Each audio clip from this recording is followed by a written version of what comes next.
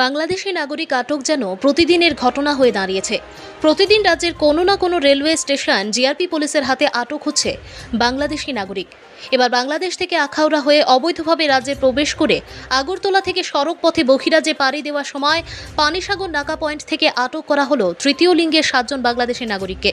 পানিসাগর থানার ওসি সুমন্ত ভট্টাচার্য জানিয়েছেন, পানিসাগর থানা সংলগ্ন নাকা পয়েন্টের রুটিন তল্লাশি চলাকালীন সময়ে রাতে একটি বাসে তল্লাশি চালিয়ে সন্দেহভাজন 7 জন তৃতীয় লিঙ্গের নাগরিক নজরে আসে। তাদের জিজ্ঞাসাবাদ করলে তাদের কথাবার্তার সন্দেহ দেখা দেয়। সেখান থেকেই তাদের আটক করে পানিসাগর থানায় নিয়ে আসা হয়। প্রথম অবস্থায় তারা ভারতীয় নাগরিক হিসেবে পরিচয় দেবার চেষ্টা করে। পরবর্তীতে পুলিশের জোর জিজ্ঞাসাবাদে তারা স্বীকার করে নেয় দালাল মারফত তারা 7 জন আখাউড়া হয়ে অবৈধভাবে ত্রিপুরায় প্রবেশ করে। ত্রিপুরা থেকে সড়কপথে বহিরাজ্যে গিয়ে কোনো প্রকারে মুম্বাই পর্যন্ত পৌঁছাবার কথা ছিল তাদের।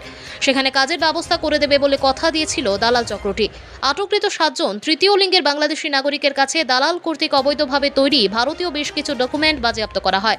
বর্তমানে এরা পানিসাগর পুলিশের হেফাজতে রয়েছে। বিকেলবেলা আমাদের যে পানিসাগর পিএসএ নাকা পয়েন্ট আছে, সেখানে বিকেল চেকিংয়ের সময় আমরা একটা বাসকে চেক করছিলাম। তখন ওদেরকে আমরা সাসপিশিয়াসলি জিজ্ঞেস করি। তো ওদের কথায় আমরা বুঝে যাই যে ওরা বাংলাদেশি ন্যাশনাল। তারপর ওদেরকে নামিয়ে ওদের ডকুমেন্ট চেক করা হয়। যদিও 1-2 জনের আধার কার্ড এবং প্যান কার্ড শো করেছে, তারপরে আমরা যখন একটু হার্শলি ওদেরকে জিজ্ঞেস করি তখন ওরা স্বীকার করেছে যে ওরা ফেক ডকুমেন্ট বানিয়েছে।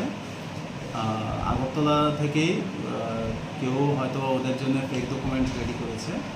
যাই হোক, ওরা স্বীকার করেছে ওরা বাংলাদেশি ন্যাশনাল এবং ওরা বোম্বে যাচ্ছে থ্রু গুয়াহাটি। পরবর্তীকালে আমরা ওদেরকে ডিটেইন করি এবং স্পেসিফিক কেস রেজিস্টার করা হচ্ছে ওদের এগেইনস্টে।